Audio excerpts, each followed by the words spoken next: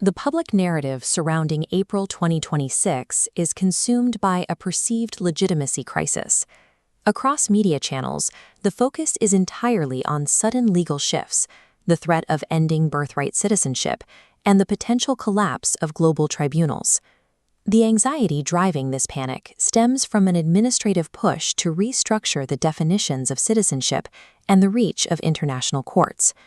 Observers are watching what happens when independent systems, immigration law, constitutional amendment procedure, and international treaty obligations are all treated as a single optimization problem to be solved by political coalitions. The resulting commentary carries a massive emotional load. It points to a structural breakdown, warning of impending court turnover, the displacement of constitutional norms, and an aggressive drive toward unified, singular control.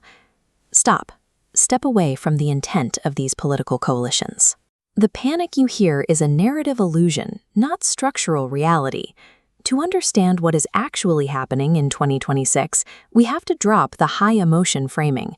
We have to look at environmental reality, the silent physical mechanics of institutional response, and exactly where capital markets are positioning their money. Environmental reality operates on a core structural concept, the procedural boundary. This is the hard limit where administrative intent collides with institutional limits. This infographic maps the probability gap. Public commentary estimates a 30% chance the citizenship order is implemented, yet prediction markets price it at 8%.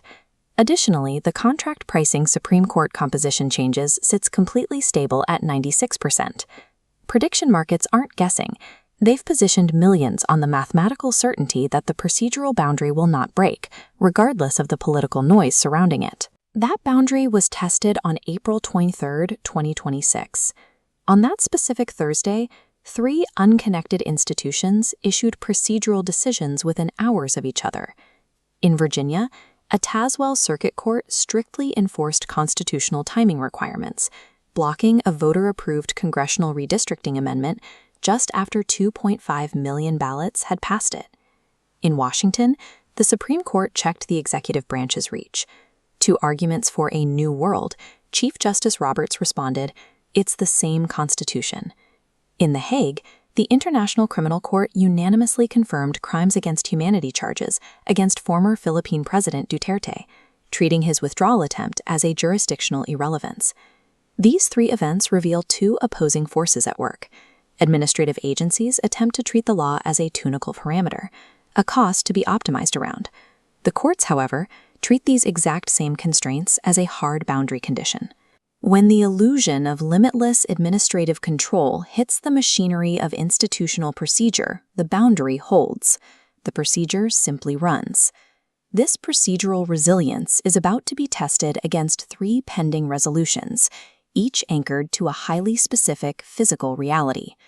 First, the Virginia Supreme Court will review the Tazewell County block. Their ruling will determine whether 2.5 million ballots become operative or are formally nullified. Second, by late June or early July, the Supreme Court will issue its decision in Trump v. Barbara. That ruling will force the executive order on citizenship to yield to the accumulating record of legal precedent. Third, the International Criminal Court will compose a trial chamber for the Duterte case. This step will prove that international jurisdiction continues to function even after a state's political withdrawal, moving forward with proceedings where 539 relatives of victims are authorized to participate. Substitute the panic of the narrative for the data of the physical system. Stop tracking the political anxiety and start measuring the institutional outputs. The procedures are running. Capital markets have already priced their survival. The noise of political intent is loud, but it shatters against the unyielding wall of the law.